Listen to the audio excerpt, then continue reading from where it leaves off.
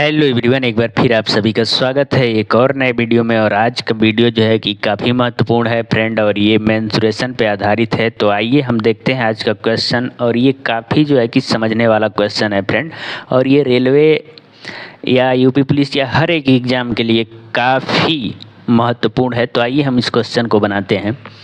जैसा कि क्वेश्चन है फ्रेंड, किसी वर्ग का क्षेत्रफल तथा इसके विकर्ण पर खींचे गए वर्ग के क्षेत्रफल का अनुपात क्या होगा।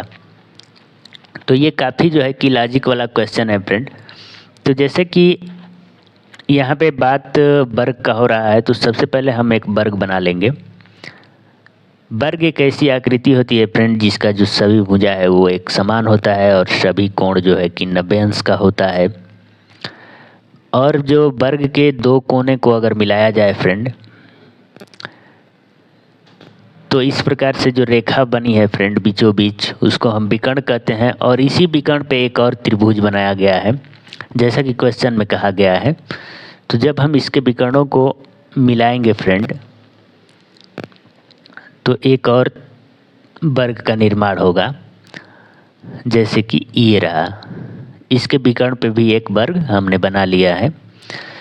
तो क्वेश्चन को आइए हम समझते हैं। जैसा कि बोला गया है, किसी वर्ग का क्षेत्रफल तथा इसके विकर्ण पर खींचे गए वर्ग के क्षेत्रफल का अनुपात क्या होगा।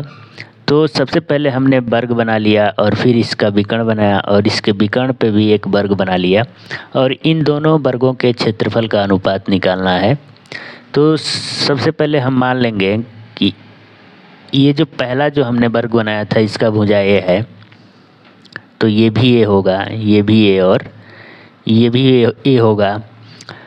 उसके बाद अब हम इसका विकर्ण निकालेंगे। तो जब विकर्ण निकालेंगे फ्रेंड, तो जैसा कि हमने बताया था कि इसके सभी कोण जो है कि 90 अंश के होते हैं। तो इस प्रकार आप देख रहे हैं कि ये जो है एक समकोण त्रिभुज का निर्माण हो गया। और ये जो है इसका विकर्ण हम इसको डी मान लेते हैं, और इस डी को निकालना है। तो किसी भी त्रिभुज का जो कर्ण होता है फ्रेंड, उस त्रिभुज का सबसे बड़ी भुजा होता है। तो पाइथागोरस प्रमेय लगाएंगे तो कर्ण का स्क्वायर, और कर्ण जो है हमारा डी मान लिए हैं, तो डी स्क्वायर बराबर हो जाएगा फ्रेंड दोनों छोटी भुजाओं का योग। तो सबसे पहले लंब ए है तो इसका स्क्वायर ए हो जाएगा, और प्लस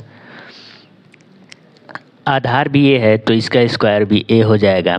इस प्रकार से ए स्क्वायर 2a स्क्वायर हो गया। तो डी स्क्वायर का मान आ गया 2a स्क्वायर। तो डी का मान निकालेंगे जब फ्रेंड, तो अंडर रूट 2 इंटू ए स्क्वायर हो जाएगा।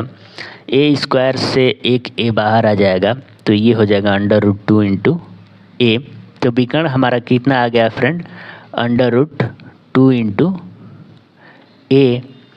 अब हम क्षेत्रफलों का अनुपात निकालेंगे। तो पहला जो वर्ग है फ्रेंड, इसका भुजा ए है, और वर्ग का क्षेत्रफल होता है भुजा का स्क्वायर।